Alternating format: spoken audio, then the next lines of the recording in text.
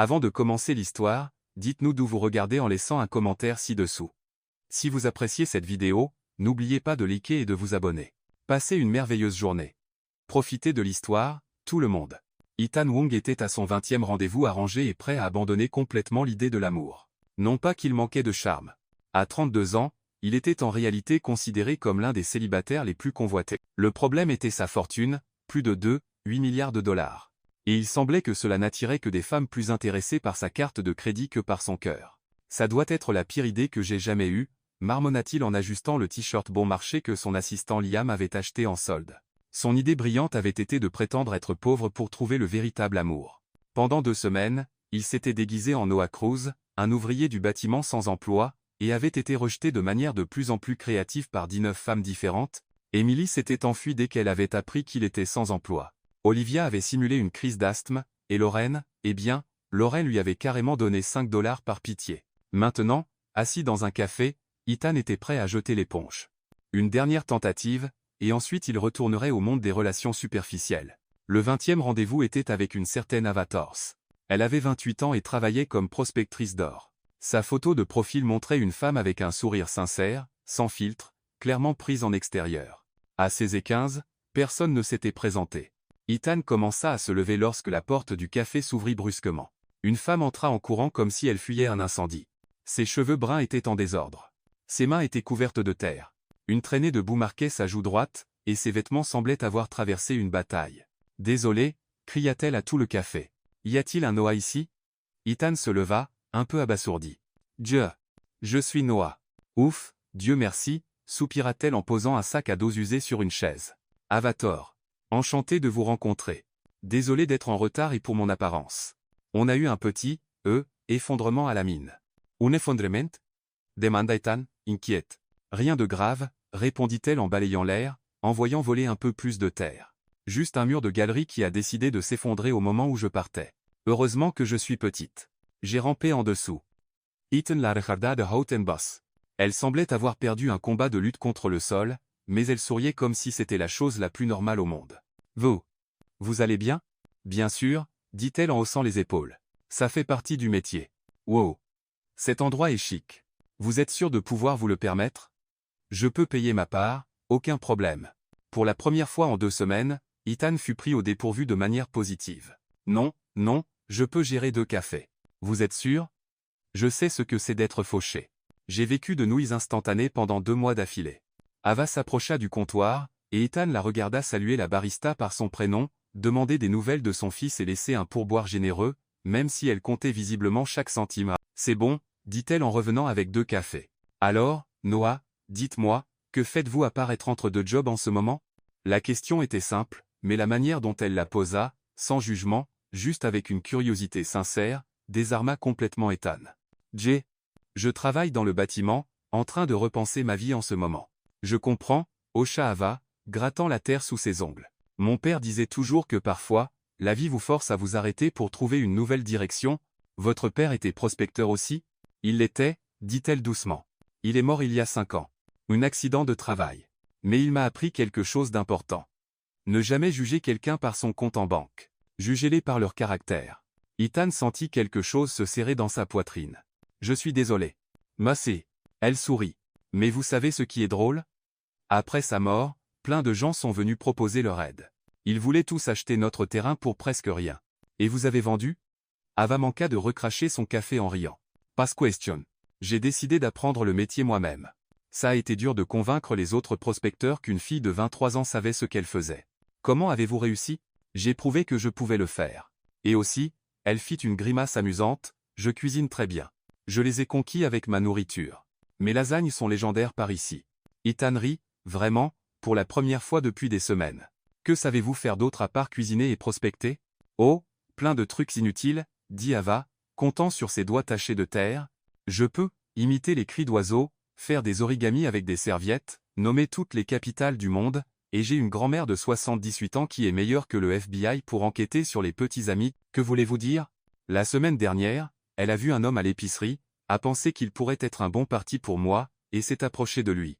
Elle lui a demandé « Avez-vous des intentions sérieuses avec la petite fille de quelqu'un d'autre ?» devant tout le monde. Ethan éclata de rire. « Et qu'est-ce qui s'est passé ? Le pauvre a failli faire une crise cardiaque, mais elle a obtenu son numéro de téléphone, dit Ava en faisant une grimace. Maintenant, elle planifie un dîner décontracté pour nous présenter. Je vais devoir prétendre que j'ai attrapé quelque chose de contagieux. Ils parlèrent pendant 2 heures comme de vieux amis. Ava partagea des histoires amusantes sur la vie à la mine, sa grand-mère entremetteuse et son rêve de moderniser la petite entreprise familiale. Pour la première fois en semaine, Ethan se sentit complètement détendu. Il n'avait pas besoin d'impressionner qui que ce soit ou d'inventer des histoires. Il pouvait simplement être lui-même. « Vous êtes différent des autres gars », dit Ava alors qu'il se préparait à partir. « Différent comment ? La plupart d'entre eux parlent juste de ce qu'ils veulent posséder, des voitures, des maisons, du statut. Vous posez des questions sur ce qui compte vraiment. Ethan Salt. Peut être parce que vous avez des choses intéressantes à dire. Puis-je vous poser une question un peu directe? Pinzua. Voulez-vous sortir à nouveau? Peut être ce week-end? Je pourrais cuisiner pour vous. Je promets que c'est meilleur que le café de ce dîner. Le cœur d'Ethan s'emballa. Après 19 rejets, quelqu'un voulait enfin un deuxième rendez-vous. J'adore rice. Sopa. Ava se leva et passa son sac à dos usé sur son épaule. Vous avez une voiture, ou vous avez besoin que je vous raccompagne? Mon pick-up est de 2010, mais il roule bien. Ethan hésita une seconde. Sa Porsche était garée à 2 pâtés de maison. J'ai une voiture. Merci. Parfait. Voici mon adresse, dit-elle en griffonnant sur une serviette. Samedi à 19. Et Noah? Oui? Vanessa for me. Mes lasagnes mettent les gens dans un coma alimentaire. Elle sortit en faisant un signe de la main, et Ethan resta sur le trottoir, souriant comme un idiot. Pour la première fois en 2 semaines, il se sentit vraiment heureux. Ce qu'il n'avait pas remarqué, c'était la femme de l'autre côté de la rue, élégamment vêtue avec des lunettes de soleil, qui venait de prendre des photos de toute la scène. Sophia Wong rangea son téléphone avec un sourire froid. Son grand frère mijotait clairement quelque chose d'étrange. Et si Ethan voulait prétendre être pauvre, elle allait découvrir exactement pourquoi. Le samedi arriva plus vite qu'Ethan ne l'avait prévu, et il se retrouva devant le miroir de la salle de bain, essayant de décider s'il était nerveux ou excité. Probablement les deux. « Monsieur Ethan, êtes-vous sûr de ne pas vouloir que je vous accompagne » demanda Liam pour la 3e fois, en rangeant les vêtements de pauvre dans le placard. « Liam, c'est juste un dîner, pas une mission d'espionnage. Avec tout le respect que je vous dois, monsieur, après 2 semaines à prétendre être un ouvrier du bâtiment, je dirais que c'est précisément une mission d'espionnage. » Ethan soupira et enfila une chemise en flanelle qui coûtait moins que le pourboire qu'il laissait habituellement dans les restaurants. C'est différent. Ava est authentique. Authentique? Elle ne s'intéresse pas à ce que j'ai. Elle ne sait même pas ce que j'ai. Liam lui lança un regard sceptique. Et quand comptez-vous lui dire? Quand le moment sera venu, dit Ethan, prenant les clés de la Honda Civic empruntée, ce qui pourrait être jamais. L'adresse d'Ava mena Ethan dans une partie de Dallas où il n'était jamais allé. De petites maisons, des voitures plus anciennes, des jardins bien entretenus mais modestes. On aurait dit un autre monde. La maison d'Ava était un bungalow bleu clair avec un porche rempli de plantes. Avant qu'Ethan ne puisse frapper, elle ouvrit la porte avec un grand sourire. « Noah, pile à l'heure, dit-elle, portant une robe fleurie simple qui la rendait encore plus belle. Entrez, entrez. J'espère que vous aimez les lasagnes, parce que j'en ai fait assez pour nourrir une petite armée. » L'intérieur de la maison était chaleureux d'une manière que le manoir d'Ethan n'avait jamais été. Les meubles étaient vieux, mais bien entretenus. Des photos de famille tapissaient les murs, et une délicieuse odeur venait de la cuisine. « Waouh, quel endroit chaleureux !» dit Ethan sincèrement. « Merci. C'est petit, mais c'est à moi. Je l'ai hérité de ma grand-mère quand elle est partie en maison de retraite médicalisée. Elle ne pouvait plus gérer les escaliers. Alors, Ava fit un geste vague, maintenant elle vit dans une maison de plein pied plus près de la ville. Vous prenez bien soin d'elle. Elle m'a élevé après la mort de mes parents. C'est le moins que je puisse faire. » Ethan se sentit idiot d'avoir jamais râlé à propos de ses propres problèmes familiaux. Pendant le dîner, ils parlèrent de tout. Ava partagea ses plans pour agrandir l'exploitation minière, introduire des technologies modernes et créer des emplois pour la communauté. « Voulez-vous connaître mon rêve fou ?»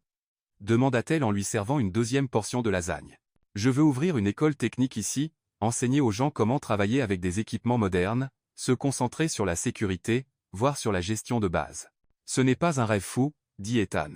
C'est un rêve nécessaire. Vous pensez vraiment? La plupart des gens disent que c'est une perte de temps, que les gens d'ici ne sont pas faits pour ça. Ethan se sentit en colère contre ceux qui avaient dit ça. Ces gens ont tort. Complètement tort. Ava sourit, et Ethan réalisa qu'il tombait amoureux, vraiment, pour la première fois de sa vie. Après le dîner, ils sortirent sur le porche. Le ciel était clair, et Ava pointa les étoiles, partageant les histoires que son père lui racontait sur les constellations. Mon père disait, les étoiles sont comme les gens, dit-elle. Certaines brillent plus fort, d'autres sont plus discrètes, mais toutes sont importantes pour rendre le ciel complet. Il semble être un homme sage. Il était aussi têtu comme une mule et chantait sous la douche si fort que les voisins l'entendaient, rit-elle. Mais c'était le meilleur homme que j'ai jamais connu. Ethan allait dire quelque chose de romantique quand son téléphone sonna. Il jeta un coup d'œil à l'écran. C'était son chauffeur. Désolé, je dois prendre cet appel. C'est mon patron. Pas de problème. Je vais chercher plus de thé. Ethan répondit à voix basse. Matteo, qu'est-ce qu'il y a? Monsieur, la réunion pour demain a été avancée à ce soir. Les investisseurs japonais ne sont disponibles que maintenant. Quelle réunion? Demanda Ethan, confus. Le projet d'expansion en Asie. 50 millions de dollars, monsieur. Ethan regarda par la fenêtre et vit Ava dans la cuisine, fredonnant en versant le thé. 50 millions semblait bien moins important à ce moment-là. Annulez-la ou déplacez-la à lundi. Monsieur, vous m'avez entendu. Je suis occupé. Quand Ava revint avec le thé, Ethan rangeait son téléphone. Tout va bien avec votre patron? Tout va bien. Il est seul ce soir. Ils restèrent sur le porche, à parler et rire jusqu'à presque minuit. Quand Ethan dit finalement qu'il devait partir, Ava l'accompagna jusqu'à la grille. Merci pour le week-end le plus amusant que j'ai eu depuis longtemps, dit-elle. Merci d'être vous. Ils se regardèrent un moment, et Ethan se pencha pour l'embrasser sur la joue. Au dernier moment, Ava tourna la tête, et le baiser atterrit au coin de sa bouche.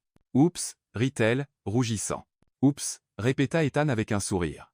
Il marchait vers sa voiture quand il entendit Ava crier, Noah, attendez. Ethan se retourna pour voir Ava courir vers lui, pieds nus. J'ai oublié de vous donner mon numéro de portable. Elle sortit un stylo de son sac et écrivit le numéro sur sa paume. Voilà. Maintenant, vous n'avez aucune excuse pour ne pas appeler. Ethan sourit et monta dans la Honda Civic, faisant un signe par la fenêtre en s'éloignant. 3 pâtés de maison plus loin, il s'arrêta à une station-service pour changer de voiture.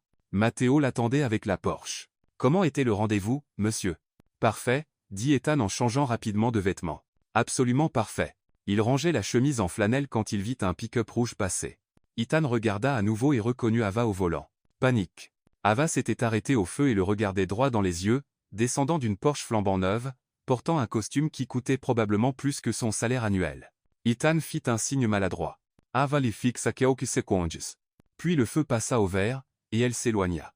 Son téléphone sonna immédiatement. Salut, Noah. C'est Ava. Quelle coïncidence de te croiser à l'instant. Salut. Quelle coïncidence. Écoute, je ne veux pas être indiscrète, mais c'était toi qui sortais d'une Porsche à l'instant? Ethan paniqua et lâcha la première chose qui lui vint à l'esprit. Oh, ouais. Elle appartient à mon patron. Je suis, parfois son chauffeur personnel. Tu sais, pour gagner un peu d'argent en plus. Je vois, dit Ava, bien que son ton s'ait légèrement changé. Et ton patron est un type bien? C'est un homme compliqué, très imbu de lui-même, tu sais. Riche, arrogant, pense qu'il est meilleur que tout le monde. Waouh, ça doit être dur de travailler pour quelqu'un comme ça. Ce n'est pas amusant, admis Ethan, détestant chaque mot, mais le salaire aide. Bien sûr. On se parle bientôt. C'était sympa d'avoir de tes nouvelles. Toi aussi. Ethan raccrocha et posa son front sur le volant. Un problème, monsieur? Demanda Matteo. Matteo, je viens de me traiter d'idiot arrogant devant la femme dont je suis amoureux. Stratégie intéressante, monsieur. Ce n'est pas une stratégie. C'est du désespoir. Ethan rentra chez lui, se demandant comment il allait expliquer ce mensonge. Mais une chose était sûre. Il ne pouvait pas perdre Ava. Elle était la meilleure chose qui lui soit arrivée depuis des années. Le lundi suivant, Ava appela avec une proposition qui le rendit à la fois excité et terrifié. Noah, ça te dirait de voir où je travaille? Ne t'inquiète pas, je ne te ferai pas porter de roche. Mais je pense que ce serait sympa que tu vois mon monde. Ethan accepta immédiatement sans réfléchir aux conséquences. 2 heures plus tard, il conduisait la Honda Civic sur une route de terre qui semblait sans fin, suivant les indications d'Ava au téléphone. Quand tu verras un panneau indiquant propriété privée, défense d'entrée, tu seras arrivé, avait-elle dit en riant. Le site minier de la famille Thor était très différent de ce qu'Ethan avait imaginé. Ce n'était pas une énorme opération comme celle que sa société finançait habituellement, mais c'était organisé, propre, et clairement géré avec soin. Ava l'accueillit, portant un casque jaune et des bottes en caoutchouc, parfaitement dans son élément. Bienvenue dans mon bureau, dit-elle, désignant les sites d'excavation autour d'eux. Ce n'est pas très glamour, mais ça paie les factures. Ethan regarda autour de lui, sincèrement fasciné. Il n'avait jamais vu une opération minière de près, et les solutions artisanales ingénieuses l'impressionnaient vraiment. Comment as-tu appris à faire tout ça? Mon père m'a appris quand j'étais petite, et après sa mort, les autres mineurs d'ici m'ont aidé. Les gens ici se soutiennent vraiment, dit Ava, pointant un groupe de travailleurs. C'est Sam là. Bah. C'est notre expert en équipement. Mia est notre géologue autodidacte. Et Koa? Eh bien, Koa est spécialisé dans le café assez fort pour réveiller les morts. Une femme plus âgée apparut à la porte d'une petite maison sur la propriété, agitant la main avec énergie. C'est ma grand-mère Elena, cria Ava. Viens, il faut que tu la rencontres, mais je te préviens, elle va t'interroger comme si tu étais un suspect de meurtre. Grand-mère Elena avait 78 ans, mesurait 1,50 m, et avait la prestance d'un général. Ses petits yeux perçants scannèrent Ethan de la tête aux pieds en 3 secondes. Donc, vous êtes Noah, dit-elle, comme si elle identifiait un nouveau type d'insecte. Interessant. Enchanté de vous rencontrer, madame, dit Ethan, tendant la main. Elle la serra, fronçant les sourcils. Vos mains sont trop douces pour un ouvrier du bâtiment. Ethan déglutit difficilement. Je suis sans travail depuis un moment, et, même sans emploi, vous utilisez de la crème pour les mains? Grand-mère Elena haussa un sourcil. Grand-mère. Intervint Ava, laisse-le tranquille. Tout le monde n'aime pas avoir des mains comme du papier de verre. Je fais juste une observation, ma chère, répondit grand-mère Elena, mais ses yeux restèrent fixés sur Ethan. Il n'est pas ordinaire. Pas ordinaire comment? Demanda Ava. Je cherche encore à comprendre. Ava emmena Ethan faire une visite complète du site, expliquant chaque partie du processus avec une énergie contagieuse. Ethan essaya d'aider en portant quelques seaux, mais il était évident qu'il n'avait jamais fait de travail physique de sa vie. Noah, tu tiens ça comme si ça allait exploser, rit Ava, le regardant lutter avec un seau d'eau. Désolé, je ne suis pas habitué à ça. Quel genre de travail dans le bâtiment as-tu dit que tu faisais? Demanda Sam, surgissant de nulle part. Oi. Administratif. Plus de paperasse que de travail physique. Compris, dit Sam, clairement peu convaincu. En l'espace de 20 minutes, Ethan réussit à faire tomber 3 seaux, trébucher sur un tuyau et presque tomber dans un trou. Ava trova sei laranja. Tu es officiellement la personne la moins coordonnée que j'ai jamais rencontrée, dit-elle en l'aidant à se relever après sa 4e chute. Désolé, je suis un peu rouillé. Rouillé? Noah, on dirait que tu n'as jamais vu de la terre de ta vie. À l'heure du déjeuner, Ava la mena à une table en bois sous un arbre où grand-mère Elena avait préparé des sandwichs pour tout le monde. Assieds-toi ici, dit Ava, tirant une chaise. Je veux te montrer quelque chose. Elle sortit une boîte de vieilles photos de son sac et les manipula avec soin. Ce sont des photos de mon père travaillant ici. Il a tout commencé de zéro. Tu sais, mes grands-parents étaient vraiment pauvres, et il a juré de donner une vie meilleure à sa famille. Ethan regarda les photos d'un homme qui aimait clairement ce qu'il faisait, souriant même lorsqu'il était couvert de terre. Il a l'air vraiment heureux. Il l'était. Même les jours difficiles, il disait qu'il préférait être maître de son propre avenir que travailler pour quelqu'un qui ne respectait pas sa dignité, dit Ava, pointant une photo de son père lui apprenant à utiliser une machine. Il me disait toujours. Ava, l'argent, ça se gagne, mais le respect, ça se gagne avec qui tu es. Ethan sentit une boule dans sa gorge. Il avait raison. C'est pourquoi je ne vendrai jamais cet endroit. Peu importe combien d'offres arrivent ou combien d'argent on me propose, c'est son héritage. Ethan allait répondre quand une voiture gouvernementale s'arrêta au bord du site minier. Une femme bien habillée, portant un tailleur chic et des lunettes de soleil, en sortit, tenant un porte-bloc. « Excusez-moi, » appela-t-elle. « Je viens du département des services sociaux régionaux. Je dois effectuer une inspection de routine. » Ava fronça les sourcils. « C'est étrange. Nous n'avons jamais eu d'inspection auparavant. » La femme s'approcha, et Ethan manqua de s'étouffer avec son sandwich. C'était Sofia, sa sœur. « Je suis l'assistante sociale, Clara Vega, » dit Sofia, clairement nerveuse. « Je dois vérifier les conditions de travail et d'autres choses. »« Quel genre d'autres choses ?» demanda Ava, méfiante. « Vérifier s'il y a des irrégularités ou des personnes, suspectes travaillant ici. » Sofia regarda directement Ethan, qui commença à transpirer. « Et vous êtes ?» demanda Ava à Sofia. « Je suis Clara. Je vous l'ai dit. Clara de Vega. Clara Quinto. »« Vega Santos » répéta Ava, sceptique. « C'est un nom composé. Très composé. » Ethan réalisa qu'il devait faire quelque chose avant que Sofia ne gâche tout. « En fait, dit-il en se levant, c'est ma cousine. »« Ta cousine ?» dirent Ava et Sofia en même temps. « Ouais, ma cousine Clara, du côté de ma mère. Famille très compliquée. »« Compliquée comment ?» demanda Ava. Ethan paniqua et commença à inventer. « Eh bien, ma tante a épousé un gars nommé Vega, puis a divorcé et épousé un Santos mais a gardé les 2 noms, et Clara ici a toujours été un peu bizarre. »« Bizarre ?» siffla Sofia. « Dans le bon sens, » ajouta Ethan rapidement. « Elle a toujours voulu être assistante sociale.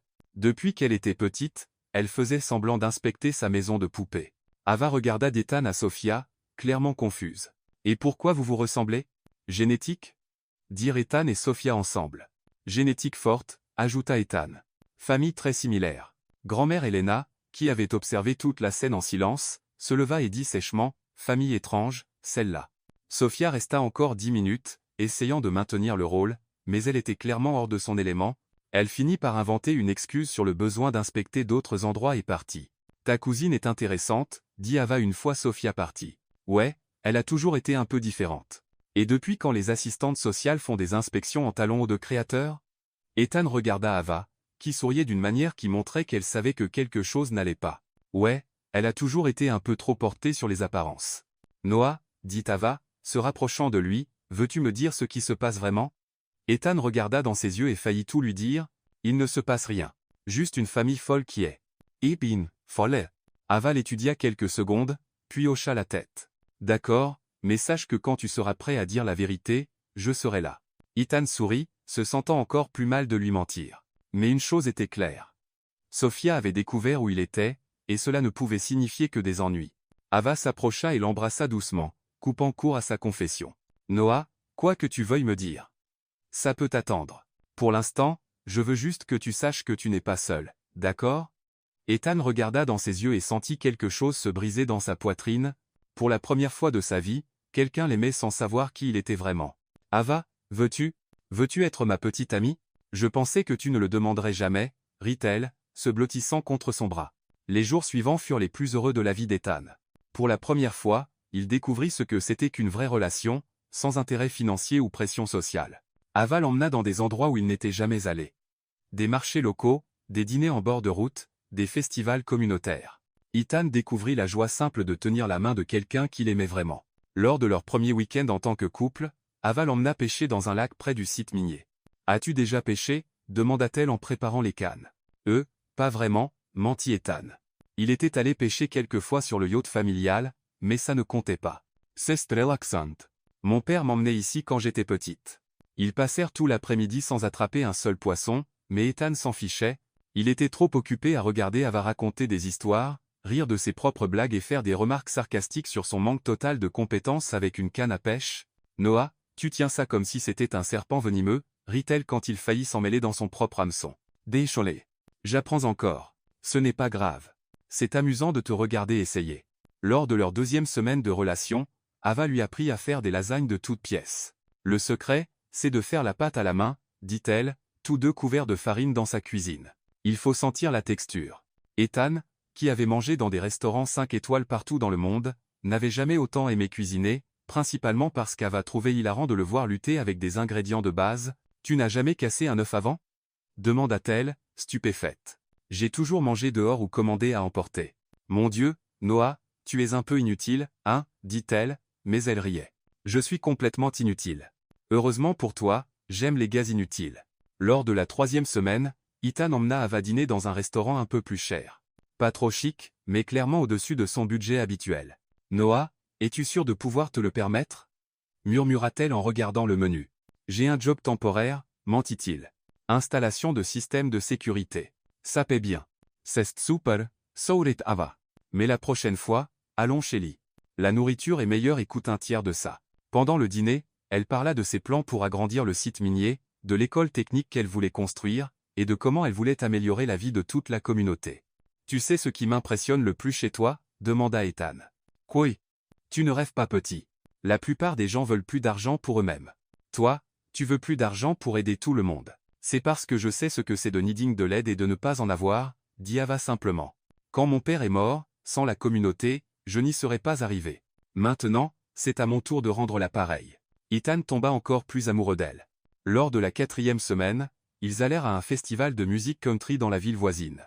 Ava portait une robe fleurie simple et des bottes de cow-boy, et Ethan pensa qu'elle n'avait jamais été plus belle. « Sais-tu danser le country » demanda-t-elle quand le groupe commença à jouer. « Aucune idée, » admit Ethan. « Viens, je vais t'apprendre. » Ils dansèrent pendant des heures, Ethan marchant sur les pieds d'Ava plus de fois qu'il ne pouvait compter, mais elle riait à chaque faux pas. « Tu progresses » mentit-elle effrontément quand il réussit 3 pas sans trébucher. « Tu es une terrible menteuse, » rit Ethan. « Je le suis, mais tu essaies, et c'est ce qui compte. » Pendant une chanson plus lente, Ava posa sa tête sur l'épaule d'Ethan. « Noah ? Oui ? Je t'aime. » Ethan s'arrêta de danser un instant et la regarda. « Je t'aime aussi, dit-il, et pour la première fois, il le pensait vraiment. Ils s'embrassèrent au milieu de la piste de danse pendant que la musique jouait et que les gens dansaient tout autour d'eux. Ethan n'avait jamais été aussi heureux de sa vie. Pendant ce temps, de l'autre côté de la ville, Sophia était dans le bureau d'un détective privé qui avait clairement connu de meilleurs jours. « Alors, Madame Wong, que voulez-vous que j'enquête exactement ?» demanda Diego Navarro, un homme dans la cinquantaine avec une moustache douteuse et un tiroir plein de canettes de bière vides. « Mon frère agit de manière très étrange, prétendant être pauvre, sortant avec une fille mineure. » Ah ah, Diego nota quelque chose. Crise de la quarantaine classique. Ce n'est pas une crise de la quarantaine. Il est le PDG de Wong Industries. Il ne peut pas se permettre de prétendre être quelqu'un d'autre. Comprise. Vous voulez que je le suive? Je veux que vous découvriez tout sur cet avatar, et je veux des rapports détaillés sur où va mon frère, ce qu'il fait, et avec qui il parle. Ça coûtera 3000 par semaine. Le prix m'importe peu. Une semaine plus tard, Sophia reçut le premier rapport de Diego. Elle l'ouvrit, s'attendant à des informations utiles, et trouva « Rapport confidentiel. Sujet, Ethan Wong. Notes hebdomadaires. Lundi, le sujet a acheté du café dans 3 endroits différents. Possible addiction à la caféine. Mardi. Le sujet est resté devant une boutique de vêtements pendant 20 minutes. Possible crise d'identité vestimentaire. Mercredi. Le sujet a parlé à un lampadaire. Possible schizophrénie. Jeudi, le sujet vu entrant dans une maison avec une femme. Activité suspecte confirmée. Vendredi, le sujet a acheté des fleurs. Très suspect. Les hommes riches n'achètent pas de fleurs. Conclusion, le sujet a clairement perdu la tête. Sophia perd Diego immédiatement. C'est quoi ce ramassis d'idiotie? Mon enquête professionnelle, madame. Vous avez écrit que mon frère a parlé à un lampadaire. Je l'ai vu de mes propres yeux. Il s'est arrêté, a parlé au poteau pendant 5 minutes, puis est parti. Il était au téléphone, idiot. Oh, fit Diego, marquant une pause. Ça fait plus de sens. Sophia raccrocha, prête à lancer son téléphone contre le mur. Quelques jours plus tard, Ava était sur le site minier, essayant de comprendre pourquoi elle se sentait étrange depuis quelques jours. D'abord, des vertiges légers au travail. Puis des nausées matinales qu'elle attribuait à quelque chose qu'elle avait mangé. Mais quand l'odeur du café, sa boisson préférée, commença à la rendre malade, grand-mère Elena posa la question qu'Ava évitait. « Ava, quand était ton dernier? Tu sais ?» Ava se figea et regarda sa grand-mère, son visage devenant pâle. « Grand-mère, tu ne penses pas. Je pense que toi et ce Noah avaient passé beaucoup de temps ensemble récemment. » Ava fit le calcul dans sa tête. Ils sortaient ensemble depuis 1 mois. « Mon Dieu, tu ferais mieux de t'en assurer, ma chère. » Cet après-midi-là, Ava était à la pharmacie, tenant un test de grossesse avec des mains tremblantes. « Ce n'est qu'un test, » murmura-t-elle pour elle-même. Ça pourrait être négatif. Au fond, elle savait déjà la réponse. Elle connaissait trop bien son propre corps pour ne pas reconnaître les signes. En faisant la queue à la pharmacie, Ava pensa à Ethan, à Noah. Comment réagirait-il? Ils ne sortaient ensemble que depuis 1 mois. C'était bien trop tôt pour ce genre de complications. Mais en même temps, elle ne pouvait s'empêcher de sourire légèrement. Si c'était vrai, ce serait un bébé conçu avec amour, et c'était déjà plus que ce que beaucoup d'enfants avaient. Ava rentra chez elle avec le test de grossesse caché dans son sac comme si c'était quelque chose d'illégal. Grand-mère Elena était dans la cuisine, préparant du thé, et à la manière dont elle regardait sa petite fille, il était évident qu'elle savait déjà où Ava était allée. « Alors » demanda-t-elle, allant droit au but. « Je ne l'ai pas encore fait » marmonna Ava, jetant son sac sur le canapé. « Et pourquoi pas? Parce que si c'est positif, tout va changer. Et si c'est négatif, je me sentirai juste bizarre. » Grand-mère Elena arrêta de remuer le thé et regarda Ava avec cet air qui disait « Ne me raconte pas de bêtises. Ma chérie, ne pas faire le test ne changera pas la vérité. Si tu es enceinte, tu es enceinte. Ce petit bout de papier ne changera rien. Je sais, grand-mère, mais j'ai juste besoin d'un jour de plus, juste pour me préparer. » Et Noah, sais-tu que tu as des soupçons? Non, dit Ava un peu trop vite. Je veux être sûr avant de dire quoi que ce soit. Tu imagines la panique si je lui disais et que c'était une fausse alerte? Grand-mère Elena hocha la tête, mais son regard disait qu'elle pensait qu'Ava avait juste peur. De l'autre côté de la ville, Ethan traversait sa propre crise au bureau. Pendant 4 semaines, il vivait un mensonge, et chaque jour, il était plus difficile de maintenir la façade. « Liam, je dois lui dire la vérité, » dit-il pour la 10e fois cette semaine. « Monsieur Ethan, avec tout le respect que je vous dois, vous dites ça depuis 2 semaines, et vous ne l'avez toujours pas fait. C'est juste. C'est compliqué.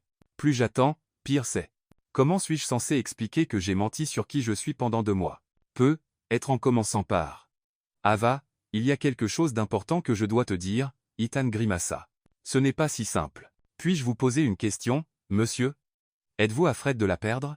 Je suis terrifié, admit Ethan. C'est la première personne qui m'aime pour qui je suis, pas pour ce que j'ai. Et si elle découvre que je suis milliardaire et pense que tout était un mensonge? N'était-ce pas le cas? Ethan resta silencieux un moment. Peut être au début, mais maintenant. Maintenant, je ne peux pas imaginer ma vie sans elle. Le téléphone sonna, interrompant la conversation. C'était Ava. Noah, es-tu libre pour dîner ce soir? Je pensais cuisiner quelque chose de spécial. Bien sûr. À quelle heure? 19 hours. Et Noah, yetem. Yetim aussi. Ethan raccrocha, souriant, mais son estomac était noué. Ce soir serait la soirée où il lui dirait tout. Ava passa tout l'après-midi à cuisiner comme si elle préparait un dernier souper. Elle prépara le plat préféré d'Ethan, un dessert, acheta même du vin mais ne le servit pas car l'odeur la rendait nauseuse. À 19 pile, Ethan arriva avec des fleurs et ce sourire qui faisait toujours fondre son cœur. « Waouh, ça sent incroyablement bon », dit-il en l'embrassant. « Qu'est-ce qu'on célèbre? Rin, Friment. Je voulais juste faire quelque chose de spécial pour toi, mentit Ava. En vérité, elle voulait une soirée parfaite avant de potentiellement tout bouleverser. Pendant le dîner, ils étaient tous deux clairement nerveux. Ethan essayait de trouver le courage de se confesser, tandis qu'Ava luttait contre des vagues de nausées qui allaient et venaient. « Ava, il y a quelque chose que je dois te dire, » dit enfin Ethan. « Moi aussi, j'ai quelque chose à te dire, » répondit-elle en même temps. Ils rirent nerveusement tous les deux. « Fassi d'abord, dit Ethan. Non. Toi d'abord. » Le tien semble plus sérieux. Ethan prit une grande inspiration. « Ava, te souviens-tu quand on s'est rencontrés, et que je t'ai dit que j'étais Noah? Ça va? » interrompit Ava, remarquant qu'il transpirait. « Je vais bien. Pourquoi? Tu as l'air un peu pâle. » Ava se leva pour prendre de l'eau, et soudain, la pièce se mit à tourner. La dernière chose qu'elle vit fut le visage terrifié d'Ethan avant que tout ne devienne noir. « Ava !» cria Ethan, se précipitant au sol pour la rattraper. « Ava, réveille-toi. S'il te plaît, réveille-toi. » Avec des mains tremblantes, il prit son téléphone et appela les urgences. « Bonjour, j'ai besoin d'une ambulance.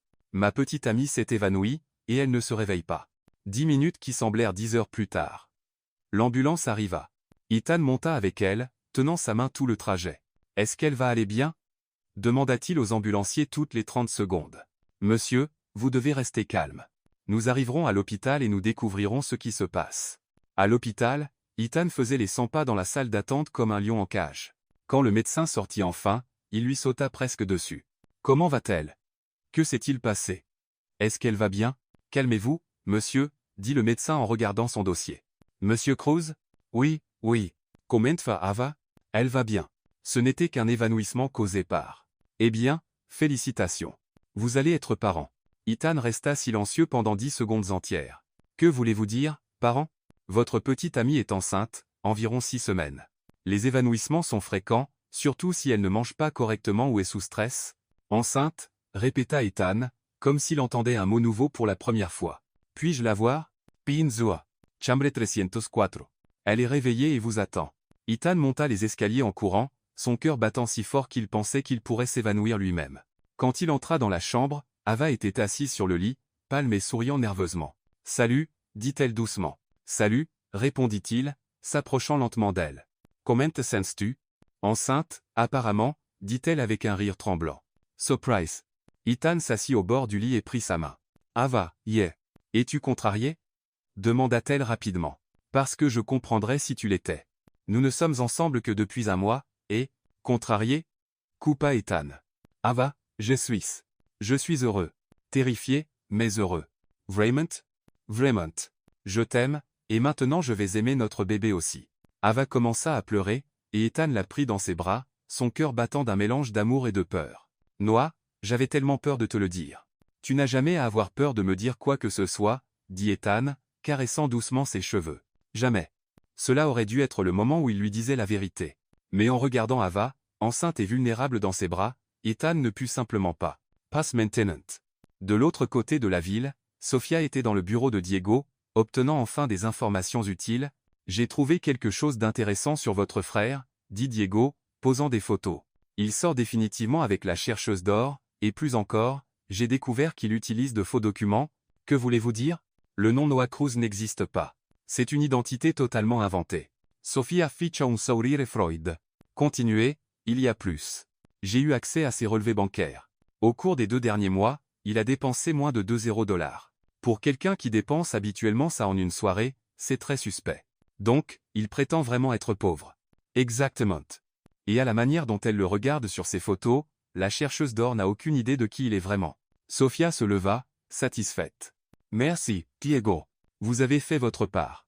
Le lendemain matin, Sofia attendait dans le bureau d'Ethan quand il entra, portant encore des vêtements froissés de l'hôpital.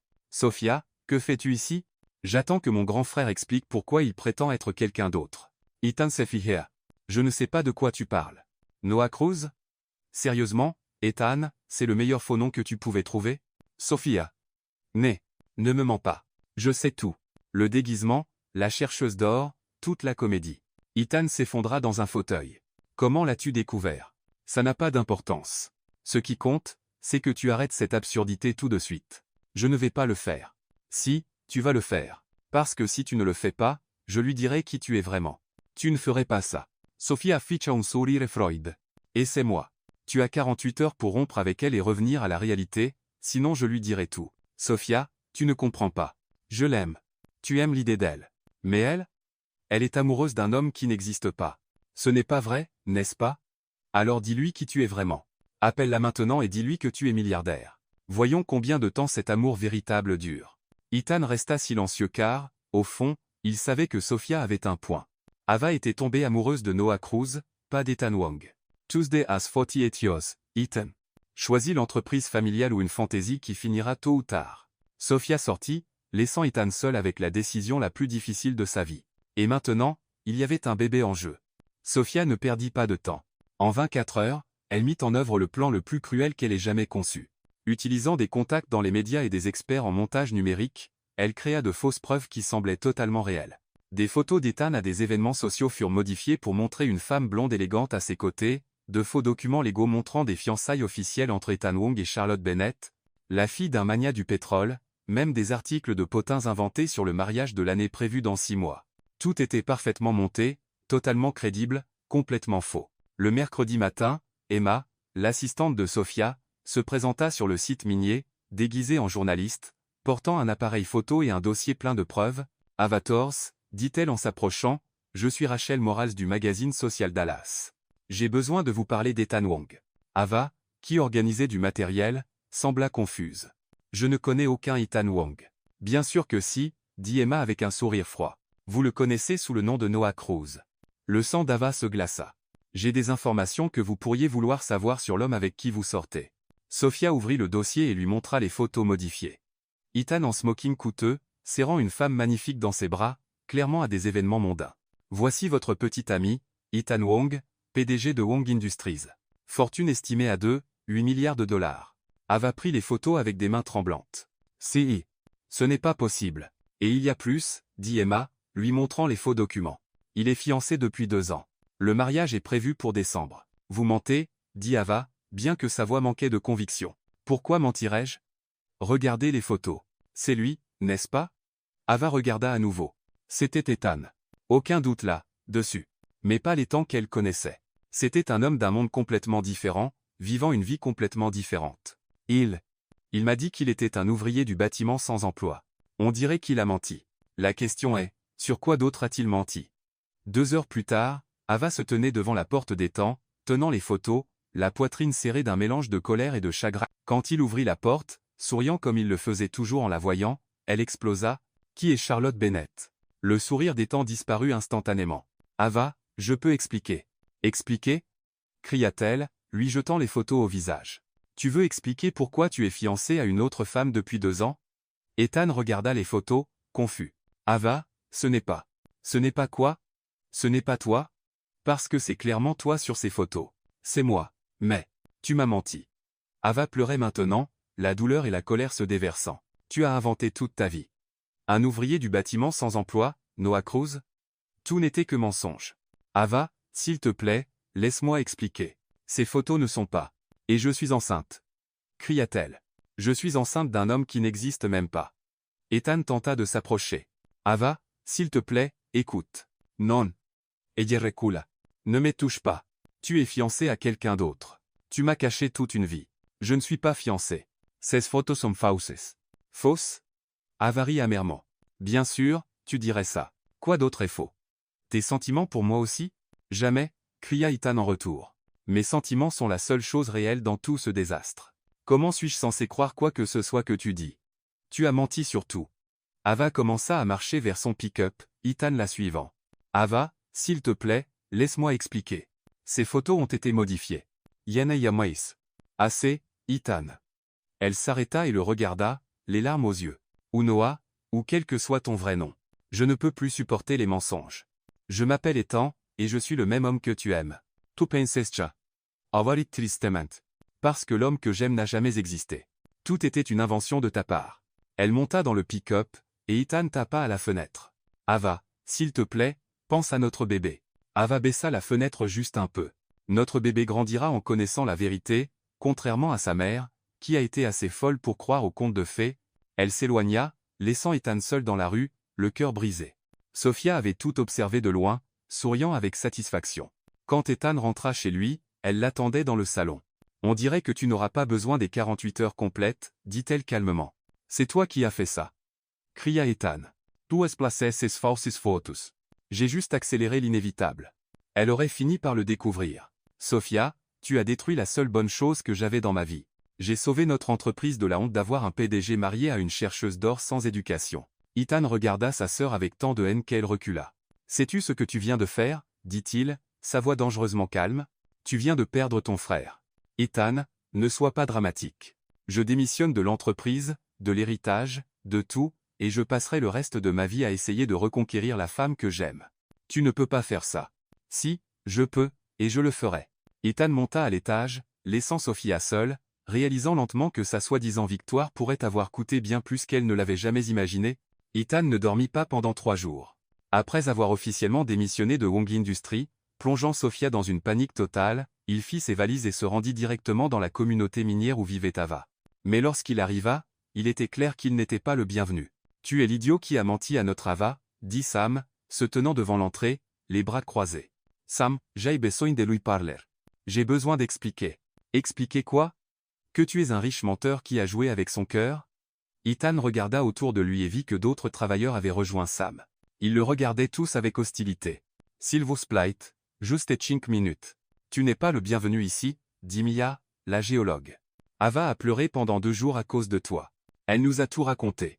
Elle a dit que l'homme qu'elle aimait n'existait même pas. Que tout était un mensonge. Qu'elle est enceinte d'un fantôme. » Ethan sentit comme un couteau lui transpercer la poitrine. Où travaille-t-elle? Même enceinte et le cœur brisé, elle travaille. Contrairement à certains gosses de riches gâtés, elle a des responsabilités. Ethan réussit à contourner le groupe et trouva Ava dans une zone plus reculée du site minier, manipulant une machine de tamisage de sédiments. Même de loin, il pouvait voir qu'elle semblait plus mince, pâle, mais travaillait avec la même détermination que toujours. Elle était enceinte de son enfant et travaillait encore dur sous le soleil brûlant. Ethan se cacha derrière des arbres et l'observa pendant 1 heure. De temps en temps, Ava s'arrêtait pour se reposer, posant doucement sa main sur son ventre encore petit, puis reprenait le travail. Son expression était concentrée, comme il s'en souvenait, mais il y avait une profonde tristesse dans ses yeux. « Tu admires ton œuvre ?» dit une voix froide derrière lui. Ethan se retourna et vit grand-mère Elena, les bras croisés, avec un regard assez perçant pour tuer. « Madame Elena, épargne-moi. Tu es un lâche qui a joué avec ma petite fille comme si elle était un jouet. Ce n'est pas vrai. Je l'aime. L'amour ?» Grand-mère Elena laissa échapper un rire amer. « Tu appelles ça de l'amour? Mentir sur qui tu es? La faire tomber amoureuse d'un homme fictif? Je n'avais pas prévu que ça se passe comme ça. Les choses m'ont échappé. Et tu n'as pas eu le courage de dire la vérité. Pas même quand tu as appris qu'elle était enceinte. » Ethan baissa les yeux, honteux. « Tu sais ce qui est le plus triste, » continua grand-mère Elena. « Elle t'aimait vraiment, le Noah Cruz que tu as inventé. Elle aimait un homme qui était honnête, travailleur, respectueux. Cet homme n'a jamais été réel. Je peux être cet homme. J'ai abandonné l'entreprise, laissé toute ma vie derrière moi. Pourquoi? Pour continuer à faire semblant? Pour continuer à jouer un rôle? Non. Pour être moi-même pour la première fois. » Grand-mère Elena l'étudia longuement. « Tu veux prouver que tu as changé? Que tu es digne de ma petite fille? Oui. N'importe quoi. Alors, dis la vérité, admets tes mensonges, et demande pardon. » Ethan déglutit difficilement. « Et si je fais ça, m'aiderez-vous à montrer à Ava que je l'aime vraiment? Si tu fais ça, je croirai qu'il y a peu, être une petite chance que tu mérites d'essayer. Le dimanche matin, Ethan se tenait sur la place du village. Le marché en plein air était bondé. Toute la communauté était rassemblée. Il vit Ava de l'autre côté de la place, vendant des artisanats pour gagner un peu d'argent supplémentaire. Ethan monta sur une caisse en bois au centre de la place et cria « Excusez-moi, puis-je avoir l'attention de tout le monde ?» Les bavardages cessèrent. Ava le regarda, surprise et furieuse. « Je m'appelle Ethan Wong, pas Noah Cruz. J'ai menti à vous tous. » Des murmures choqués parcoururent la foule. « Je suis le PDG d'une entreprise de plusieurs milliards de dollars. J'ai prétendu être pauvre pour trouver le véritable amour, et dans le processus, j'ai blessé la femme la plus incroyable que j'ai jamais rencontrée. » Ava ne bougea pas, mais des larmes coulaient sur son visage. « Je suis un lâche, un menteur. Et le pire, c'est que quand Ava m'a donné la chance de dire la vérité, je n'ai pas eu le courage, même en sachant qu'elle était enceinte de mon enfant. » La foule était maintenant complètement silencieuse. « Je ne mérite pas son pardon, mais je veux que vous sachiez tous qu'Avator est la femme la plus honnête, courageuse et généreuse que j'ai jamais connue, et j'ai détruit ça avec mes mensonges. » Ethan descendit de la caisse, humilié mais étrangement plus léger. Ava le fixa longuement, puis se retourna, et s'éloigna. Mais pour la première fois en une semaine, elle ne courut pas. Elle le marcha simplement. Et pour Ethan, cela semblait un rayon d'espoir. 3 jours après la confession publique d'Ethan, Ava travaillait près de la zone de déchargement quand un camion reculait pour déverser du gravier. Le conducteur, distrait par son téléphone, ne vit pas qu'Ava était accroupie derrière le camion, vérifiant un équipement. « Ava, bouge !» cria Sam en voyant le camion continuer à reculer. Ava leva les yeux et vit le pare-chocs arrière à quelques mètres. Pendant une seconde, elle se figea. Le conducteur ne pouvait pas la voir dans les rétroviseurs. Ethan, qui venait d'arriver, la vit et n'hésita pas une seconde. Il courut droit vers Ava et plongea, la poussant hors du chemin avec force. Ils roulèrent ensemble au sol, Ethan la protégeant instinctivement avec son corps. Le camion passa à quelques centimètres de l'endroit où ils étaient juste avant. « Arrêtez le camion !» crièrent plusieurs travailleurs. Le conducteur freina enfin et sauta dehors, paniqué. « Mon Dieu, je ne l'ai pas vu. Je n'ai vu personne. » Ethan se releva rapidement, vérifiant Ava. « Es-tu blessé ?» Ava était en état de choc, respirant lourdement. « Jay. Je ne pense pas. Le bébé va bien ?» demanda-t-il, l'aidant à s'asseoir. « Je pense que oui, » dit-elle, posant sa main sur son ventre. « Tu m'as sauvé. » Ethan s'était écorché le bras et la jambe sur le gravier, mais il s'en fichait. « Es-tu sûr que tu vas bien ? Allons à l'hôpital, juste pour être sûr. »« Pas besoin, je. »« Ava, s'il te plaît, pour le bébé. » Elle hocha la tête, encore secouée. À l'hôpital, après les examens, le médecin confirma qu'Ava et le bébé allaient bien. « Juste une frayeur. Aucun dommage, » dit le médecin. « Mais c'est une bonne idée de rester en observation quelques heures, juste pour être sûr. » Quand ils furent seuls dans la chambre, Ava regarda Ethan, curieuse de savoir pourquoi il était là. « Pourquoi étais-tu sur le site minier ? » J'espérais avoir une chance de te parler, Ava. Je sais que tu m'as demandé de partir, mais je ne pouvais pas. Je ne pouvais pas m'en aller en sachant que tu es enceinte et être ne plus jamais te voir. Ava soupira. Ethan, j'ai besoin de te poser une question, et je veux toute la vérité cette fois. N'importe quoi. Pourquoi as-tu vraiment prétendu être pauvre ? Et ne me donne pas une réponse préparée. Je veux savoir ce qui se passait vraiment dans ta tête. Ethan s'assit sur la chaise à côté du lit. Parce que je me sentais comme un fantôme dans ma propre vie. Que veux-tu dire, Ava ? As-tu déjà pensé à ce que ça fait de ne jamais savoir si les gens t'aiment vraiment ? Depuis que je suis enfant, je ne voyais de l'intérêt dans les yeux des gens que lorsqu'ils découvraient mon nom de famille, des amis qui m'utilisaient pour impressionner leurs parents. Des petites amies qui changeaient complètement quand elles voyaient ma maison. Et tu pensais que ce serait pareil avec moi ? J'avais peur que ce le soit parce que tu étais trop parfaite pour être vraie.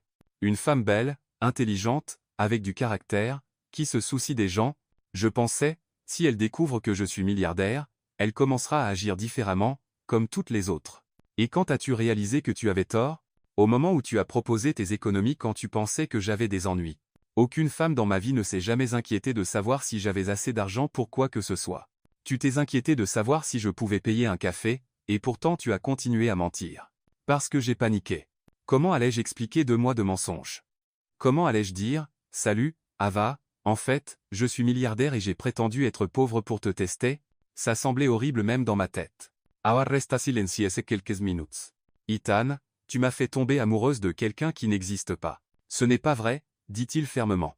L'homme qui a dansé avec toi, qui a essayé d'aider sur le site minier et a été un désastre, qui a ri à tes histoires, qui t'aime plus que la vie elle-même, cet homme existe, c'est moi. Mais tu as menti sur tout le reste. J'ai menti sur l'argent et mon nom. Je n'ai pas menti sur mes sentiments. Chaque je t'aime était réel. Chaque moment heureux avec toi était réel. Ava le regarda, avec des yeux larmoyants. Comment vais-je te faire confiance à nouveau? Comment saurais-je que tu ne mens pas sur d'autres choses? Parce que dorénavant, tu sauras tout de moi. Compte bancaire, propriété, famille, passé, tout, pas des secrets. Et si je décide que je ne veux pas réessayer? Ethan sentit sa poitrine se serrer.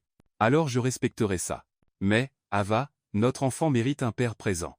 Même si tu ne veux pas de moi comme mari, laisse-moi être un père. Ava posa sa tête sur l'oreiller, épuisée émotionnellement. J'ai besoin de temps pour tout assimiler. Combien de temps te faut-il? Je ne sais pas.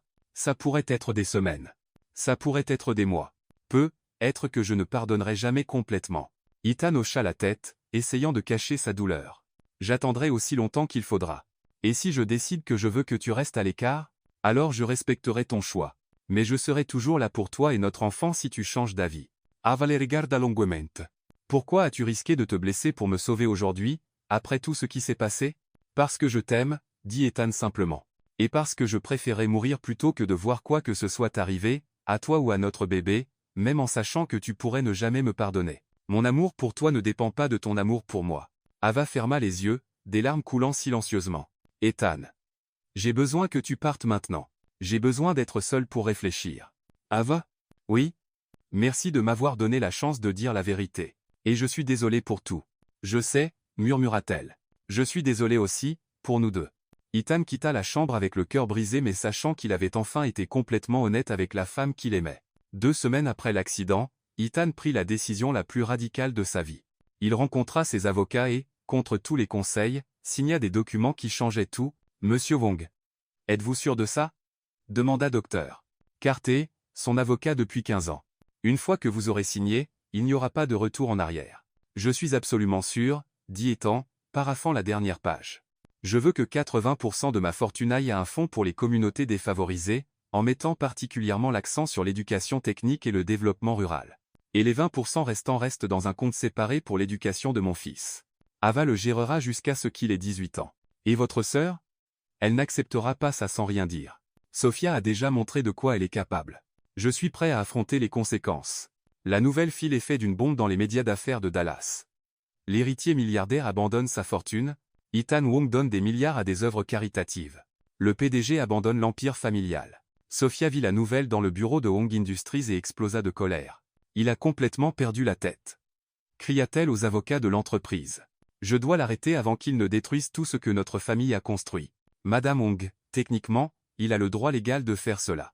Il n'est pas mentalement apte. Interrompit Sophia. Intenter une action en justice contestant sa santé mentale. Personne de sain d'esprit ne donne des milliards à une mineure. Dr. Thompson, l'avocat principal de l'entreprise, hésita. Sophia. C'est risqué. Si nous perdons, nous ne perdrons pas. Rassembler des preuves. Comportement erratique, mensonge, prétendre être quelqu'un d'autre pendant des mois. N'importe quel juge verra qu'il n'était pas en état de prendre des décisions financières. Ava entendit la nouvelle à la télévision. Elle était dans la cuisine de sa grand-mère Elena, buvant du thé, quand les informations locales commencèrent à parler d'Ethan.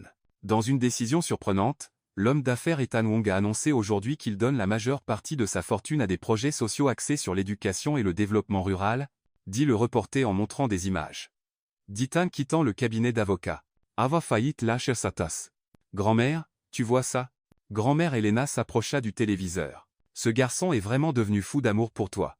Wong a déclaré que le fonds serait principalement utilisé pour construire des écoles techniques dans les communautés pauvres, exactement le genre de projet dont son ex-petite amie Avatar a toujours rêvé de développer, continua le reporter. Ava sentit sa poitrine se serrer. Ethan donnait littéralement sa fortune pour réaliser ses rêves. Des sources proches de la famille révèlent que la sœur de Wong, Sophia, conteste la décision en justice, invoquant l'incompétence mentale. Il va tout perdre, murmura Ava. Non, dit grand-mère Elena avec sagesse. Il a déjà perdu ce qui comptait le plus pour lui. Maintenant, il essaie de faire quelque chose qui en vaut la peine. Dans les jours qui suivirent, l'affaire judiciaire devint un cirque médiatique. Sophia présenta des preuves du comportement erratique d'Ethan, mensonges sur son identité, abandon de l'entreprise, décisions financières irrationnelles.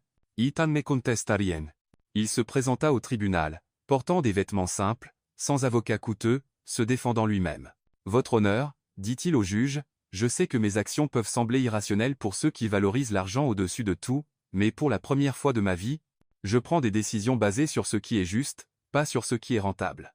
Monsieur Wong, demanda le juge, êtes-vous conscient que vous abandonnez des milliards de dollars? Je le suis, et je le referai. L'argent ne m'a jamais rendu heureux. J'espère qu'il pourra apporter dignité et opportunité aux gens qui le méritent vraiment. Ava regarda tout à la télévision, pleurant. Grand-mère Elena était assise à côté d'elle, observant sa petite fille. Il fait ça pour toi, tu sais, dit l'aîné doucement. Il se détruit pour moi, répondit Ava. Non, il s'est reconstruit. Il devient l'homme que tu as vu en lui dès le départ. Mais, grand-mère, et si je ne peux pas lui pardonner? Et s'il est trop tard? Grand-mère Elena se tourna vers Ava avec ce regard sage que seules les personnes âgées ont. Ma chère, en mes 78 ans, j'ai appris une chose. Le véritable amour est rare. Plus rare que l'or, plus précieux que les diamants. Ce garçon donne littéralement tout ce qu'il a pour prouver qu'il t'aime. Mais il m'a menti. Oui, il a menti, et il en paie le prix. Mais regarde-le maintenant, grand-mère Elena pointa la télévision. Il risque tout, tient tête à sa propre famille, est humilié en public. Ce n'est pas le comportement d'un menteur. C'est le comportement d'un homme amoureux, qui essaie de réparer ses erreurs. Ava toucha son ventre, où le bébé grandissait. Que penses-tu que je devrais faire, grand-mère? Je pense que tu devrais aller lui parler. Pas pour pardonner tout de suite, mais pour voir de tes propres yeux qui il est devenu. Ce bébé mérite de connaître son père. Et tu mérites une réponse honnête sur si tu aimes encore cet homme. Ava soupira, sachant que sa grand-mère avait raison. Et s'il est trop tard? Et s'il abandonne avec moi? Grand-mère Elena sourit. Ma chère, as-tu vu cet homme à la télévision? Il n'abandonnera pas avec toi. Pas même s'il vit 100 ans. La question n'est pas s'il t'aime encore. La question est si tu l'aimes encore. Ava ferma les yeux, sentant le bébé bouger en elle. Au fond, elle connaissait déjà la réponse. La question était si elle avait le courage de l'admettre. Ava conduisit 3 fois jusqu'à la maison d'Ethan avant d'avoir enfin le courage de sonner à la porte. Elle était enceinte de 4 mois, et son ventre commençait à se voir sous la robe simple qu'elle portait.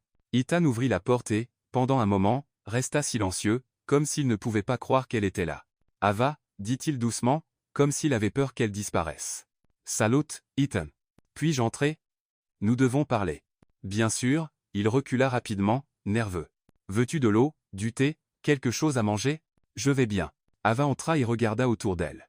Le manoir qui l'intimidait autrefois semblait maintenant juste une maison vide et froide. J'ai regardé le procès à la télévision. Oh, fit Ethan engrimachant. Ça a dû être gênant à regarder. En fait, c'était courageux. Ava s'assit sur le canapé du salon. Tu as tout abandonné. Pas tout. J'ai encore assez pour vivre confortablement. Et j'ai mis de l'argent de côté pour notre fils. Ethan, tu n'avais pas à faire ça. Pas à cause de moi. Je ne l'ai pas fait pour toi. Il s'assit dans le fauteuil en face d'elle, gardant une distance respectueuse. Je l'ai fait pour moi. Pour la première fois de ma vie, j'ai utilisé mon argent pour quelque chose qui compte vraiment. Ava l'étudia. Il semblait différent. Plus mince, avec des cernes sous les yeux.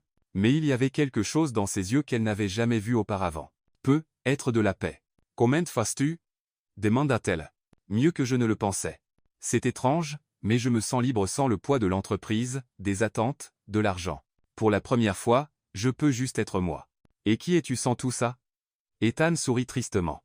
Je suis encore en train de le découvrir, mais j'espère être quelqu'un digne d'être le père de notre bébé. Awatucha son bentre sansi penser. Ethan, je ne suis pas venu ici pour me remettre avec toi. Je sais. Je suis encore blessé. J'ai encore peur de faire confiance à nouveau. Ya comprends? Mais, hésita Ava, notre fils mérite de connaître son père. Et tu mérites une chance d'être père. Le cœur d'Ethan s'emballa. Qu'est-ce que ça veut dire? Ça veut dire qu'on peut essayer d'être amis, pour le bébé. Voir comment les choses évoluent. Ami, répéta Ethan, comme s'il testait le mot. C'est tout ce que je peux offrir pour le moment. Alors j'accepte, dit-il immédiatement. J'accepte tout ce que tu me donnes. Ils parlèrent pendant 2 heures. Ethan partagea ses plans pour le fonds caritatif, comment il voulait être impliqué dans la grossesse, ses peurs d'être père. Ava parla de la grossesse, de la réaction de la communauté à son don, de ses propres peurs. Quand Ava se leva pour partir, Ethan l'accompagna jusqu'à la porte. Ava, puis-je te poser une question? Pinsua. Penses-tu que, un jour, peut-être, nous pourrions réessayer? Ava le regarda longuement. Je ne sais pas, Ethan. Honnêtement, je ne sais pas. C'est d'accord. Être ami, c'est un début. Ça l'est, acquiesça-t-elle. Dans les jours qui suivirent, Ava ne pouvait s'empêcher de penser à une chose qui la dérangeait. Même si Ethan avait menti sur son identité, quelque chose dans ses photos de fiançailles supposées ne collait pas. Elle connaissait Ethan assez bien pour savoir qu'il n'aurait pas caché des fiançailles de 2 ans. Plus elle y pensait, plus elle devenait méfiante envers Sophia. Le jeudi, Ava prit une décision impulsive. Elle conduisit jusqu'au bâtiment de Wong Industries, déterminée à confronter Sophia et à exiger des réponses. « Je veux parler à Sophia Wong », dit-elle à la réceptionniste. « Avez-vous un rendez-vous ?»« Non, mais c'est à propos d'Ethan Wong. »« C'est urgent. » La réceptionniste hésita, puis dit, « 30 étages, dernière porte à droite. » Ava prit l'ascenseur, le cœur battant. Lorsqu'elle atteignit l'étage, elle entendit des voix venant du bureau de Sophia. La porte était légèrement entr'ouverte. « Êtes-vous sûr d'avoir détruit toutes les preuves ?» dit la voix de Sophia. « Oui, Madame Wang. Tous les emails ont été supprimés, les reçus jetés, » répondit une voix masculine. Ava se cacha près de la porte, écoutant. « Et les photos originales ?» demanda Sophia. « Elles sont toutes ici dans ce dossier. Sans retouche, comme vous l'avez demandé. Si quelqu'un compare celle-ci avec celle montrée à la prospectrice, la différence sera évidente tout de suite. » Parfait. Nous allons tout brûler. Il ne doit rester aucune preuve que nous avons falsifié ces images. Ava sentit un frisson lui parcourir l'échine. Il parlait de preuves de mensonge. Et le détective ? Demanda l'homme. Diego a déjà été payé pour se taire. Et la femme que nous avons engagée pour prétendre être Charlotte Bennett, sur les photos aussi, pensez-vous qu'Ethan pourrait découvrir quelque chose ? Pas si nous détruisons tout aujourd'hui. Pas de preuves, c'est sa parole contre la mienne. Ava entendit des pas se rapprocher de la porte. Elle se cacha rapidement derrière une colonne dans le couloir. Sophia sortit avec un homme en costume, portant un dossier marron. Ils se dirigèrent vers les ascenseurs, parlant à voix basse. Ava attendit qu'ils disparaissent, puis entra dans le bureau de Sophia. La pièce était en désordre, avec des papiers éparpillés sur le bureau. Elle chercha rapidement quelque chose qu'elle pourrait utiliser comme preuve. C'est alors qu'elle le vit, sur le bureau, un second dossier marron identique à celui que Sophia avait pris. À l'intérieur se trouvaient des photos, Ethan seul à des événements sociaux, sans femme à ses côtés. Au bord des photos, Ava pouvait voir des marques où d'autres personnes avaient été ajoutées numériquement. Il y avait aussi des reçus de paiement pour un éditeur graphique, des emails imprimés entre Sophia et quelqu'un nommé Charlotte H. Score, faux, et même un contrat avec un détective, Diego, pour des services d'investigation et la création de fausses preuves. « Mon Dieu !» murmura Ava, feuilletant les documents. Elle a tout falsifié. Ava saisit le dossier entier et quitta rapidement le bureau. Dans l'ascenseur, ses mains tremblaient, tenant la preuve des mensonges de Sophia. 1 heure plus tard. Ava était chez Ethan, étalant les documents sur la table du salon.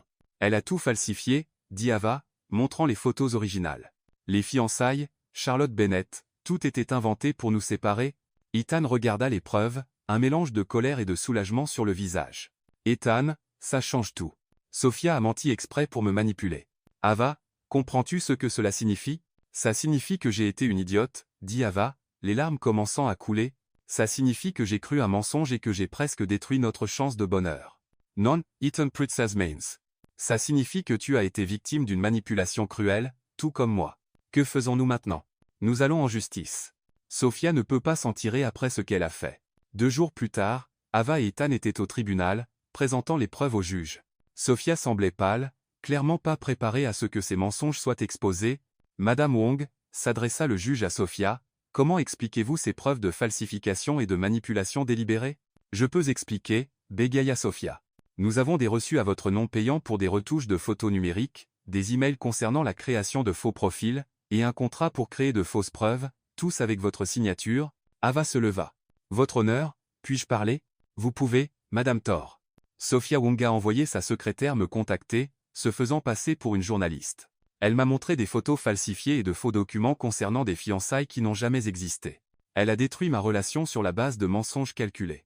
Et quel impact cela a-t-il eu, Madame Thor ? Je suis enceinte de 4 mois. À cause de ces mensonges, j'ai failli priver mon fils de connaître son père. J'ai failli détruire un homme qui, malgré ses erreurs, m'a toujours vraiment aimé. Le juge frappa son marteau.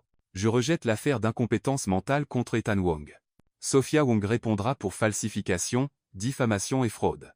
Sophia quitta la salle d'audience en détention, son plan s'effondrant enfin. Dehors, Ava et Ethan marchèrent en silence. Molti, dit Ethan. Pour avoir trouvé la vérité, pour m'avoir défendu. Ava s'arrêta et le regarda. Ethan, j'ai encore besoin de temps pour tout assimiler, mais maintenant je sais que tu ne m'as jamais trahi. Je sais que Sophia était derrière tout ça. Et est-ce que ça change quelque chose? Ava toucha son ventre. Oui. Notre enfant mérite des parents qui s'aiment. Et tiens, chez Time encore. Ethan sentit les larmes monter. Ava, Mais allons-y doucement, d'accord? Un pas à la fois. Autant de pas que tu veux, acquiesça Ethan. J'ai toute ma vie pour prouver que je mérite ta confiance. Ava sourit. Alors commençons par un café. Pas de mensonge cette fois. Pas de mensonge, promit Ethan. Plus jamais. 3 mois après le procès, Ava était enceinte de 8 mois quand Ethan fit la demande qui changerait tout pour toujours. Ils étaient sur le porche d'Ava, regardant le coucher du soleil. Ethan était devenu partie intégrante de sa routine, l'accompagnant aux rendez-vous médicaux, aidant avec la prospection quand elle le permettait, et regagnant lentement sa confiance. Ava, dit Ethan, se tournant vers elle, j'ai besoin de te dire quelque chose. Quoi donc? Demanda-t-elle, touchant doucement son ventre. Ces derniers mois ont été les meilleurs de ma vie. Pas à cause de l'argent que j'ai donné ou des changements que j'ai faits, mais parce que j'ai appris ce qui compte vraiment. Ethan s'agenouilla devant elle, sortant une bague simple de sa poche. Avatar, veux-tu m'épouser? Pas Ethan Wong, le milliardaire. Moi, l'homme qui t'aime plus que la vie elle-même. Ava regarda la bague, un solitaire modeste, joli sans être ostentatoire, puis dans ses yeux, plein d'espoir et de peur. Ethan, es-tu sûr? Après tout ce qui s'est passé? Je suis sûr. Je veux passer le reste de ma vie à prouver que je te mérite. Je veux que notre enfant grandisse dans une famille bâtie sur l'amour véritable. Oui, dit Ava, les larmes coulant. Oui, je veux t'épouser. Ethan glissa la bague à son doigt avec des mains tremblantes et l'embrassa comme si c'était la première fois. Mais j'ai des conditions, dit Ava alors qu'ils se séparaient. Tout ce que tu veux. Une honnêteté totale pour toujours. Pas de mensonges, pas de secrets. Je promets. On est exemplaire. Pas délinquant. Je promets. Et notre enfant apprendra la valeur des choses simples. Je promets tout. Ethan l'embrassa à nouveau. Je t'aime, Ava. Le vrai Ethan t'aime. Le mariage eut lieu 2 semaines plus tard, une cérémonie touchante à l'église communautaire. Ava, enceinte de 9 mois, portait une robe simple qui mettait en valeur sa beauté naturelle. Ethan se tenait à l'autel, nerveux mais rayonnant. Ava, prenez-vous Ethan Wong pour époux, pour l'aimer et le respecter dans la maladie et la santé, dans la richesse et la pauvreté, demanda le pasteur. Oui, je le veux, dit Ava, les yeux brillants. Et vous, Ethan, prenez-vous Ava pour épouse, promettant de l'honorer et de la protéger chaque jour de votre vie? Oui, je le veux, dit Ethan, la voix chargée d'émotion. Je vous déclare mari et femme. Vous pouvez embrasser la mariée. Le baiser fut long et passionné, scellant non seulement leur mariage mais aussi le triomphe de l'amour véritable sur tous les mensonges et manipulations. 5 jours après le mariage, Ava entra en travail au milieu de la nuit. Ethan, cria-t-elle depuis le lit. C'est l'heure. Ethan se réveilla en pleine panique. Maintenant? Que dois-je faire? Respire profondément et emmène-moi à l'hôpital. Sur le chemin, Ethan conduisit comme un fou, parlant sans arrêt pour se calmer plus qu'Ava. Tout va bien se passer. Tout va bien se passer. Tout va bien se passer. Ethan, cria Ava à travers une contraction, arrête de parler et conduis. À l'hôpital, après 8 heures de travail, Lucas naquit enfin. Quand le médecin plaça le bébé dans les bras d'Ava, un silence emplit la pièce. Regarde-le, Ethan, murmura Ava, les larmes coulant. Notre fils. Ethan toucha le petit visage de Lucas, complètement submergé. Il est parfait. Absolument parfait. Salut, Lucas, murmura Ava. Je suis ta maman. Et ce pleurnichard ici est ton papa. Et je te promets, mon fils, dit Ethan, la voix brisée par l'émotion, je te dirai toujours la vérité. Je te protégerai toujours, et j'aimerai toujours ta mère plus que tout. Lucas ouvrit les yeux pour la première fois et regarda directement son père. Ethan fondit en larmes. Il m'a regardé, Ava. Notre fils m'a regardé. Il sait que tu es son papa, sourit Ava. Il sait qu'il est aimé. 2 semaines plus tard, alors qu'ils s'adaptaient à leur nouvelle routine à la maison, ils reçurent une visite inattendue. Sophia se présenta à la porte, mince et humble, très différente de la femme fière qu'elle était il y a quelques mois. Puis-je entrer? Demanda-t-elle hésitante. Je sais que je ne le mérite pas. Ava regarda Ethan, qui hocha la tête. Sophia, dit Ethan, que veux-tu? Je suis venu m'excuser du fond du cœur et rencontrer mon neveu. Sophia, tu as failli détruire notre famille, dit Ava, mais sans colère dans la voix. Je sais, et je porterai cette culpabilité pour le reste de ma vie. Sophia s'approcha du berceau où Lucas dormait. Mais, en vous regardant, lui et vous deux. Je comprends maintenant ce qu'est le véritable amour. Et que comptes-tu faire maintenant? Demanda Ethan. Reconstruire ma vie de zéro. Sans mensonge, sans manipulation. J'ai appris que l'argent sans amour ne vaut rien. Ava se leva et, à la surprise générale, serra Sophia dans ses bras. Je te pardonne, dit-elle. Pas pour ce que tu as fait, mais parce que tout le monde mérite une seconde chance. Sophia pleura dans les bras d'Ava. Merci. Je ne le mérite pas, mais merci. Lucas aura besoin d'une tante, dit Ava, reculant. Si tu es prête à être une meilleure personne. Je le suis, promis Sofia. Je le jure. 6 mois plus tard, un dimanche après-midi, la famille était réunie sur le porche. Ava allaitait Lucas pendant qu'Ethan lisait les nouvelles sur les projets de la fondation qu'il avait lancée. La première école technique ouvrira la semaine prochaine, dit-il. Elle aidera plus de 200 familles dans la région. Ton père serait fier, dit Ava à Lucas. Il change le monde un projet à la fois. Grand-mère Elena arriva, portant une tarte. Comment vont mes garçons? Heureux, grand-mère, sourit Ava, complètement heureuse. Sofia arriva ensuite, apportant un cadeau pour Lucas. Au cours des derniers mois, elle était devenue une présence constante et bienvenue dans la famille. Comment va mon neveu préféré? Dit-elle, faisant des grimaces au bébé. C'est ton seul neveu, rit Ethan. Alors il est définitivement le préféré, plaisanta Sofia, regardant sa famille, belle et heureuse. Ava en bonne santé, Lucas grandissant, Sofia devenant une meilleure personne, grand-mère Elena souriant. Ethan se souvenait du temps où il prétendait être Noah Cruz, désespéré de trouver le véritable amour. À quoi penses-tu? Demanda Ava, remarquant son regard distant. Je pense que ça en valait la peine, dit Ethan. Chaque mensonge, chaque douleur, chaque erreur, tout cela en valait la peine pour arriver ici. Même les mauvaises parties, surtout les mauvaises parties, elles m'ont appris la valeur de ce que j'ai maintenant. Ava se pencha et l'embrassa doucement. Je t'aime, Ethan Wong. Le vrai Ethan Wong. Et je t'aime, Ava Wong, répondit-il. Pour toujours. Lucas choisit ce moment pour donner son premier petit rire, comme s'il comprenait qu'il faisait partie de la plus belle histoire d'amour du monde. Et ainsi, sur un simple porche d'une maison simple, avec une famille qui avait failli être détruite par des mensonges mais reconstruite avec la vérité, Ethan trouva enfin ce qu'il avait toujours cherché, le véritable amour, le bonheur authentique, et la certitude que parfois, il faut tout perdre pour découvrir ce qui compte vraiment.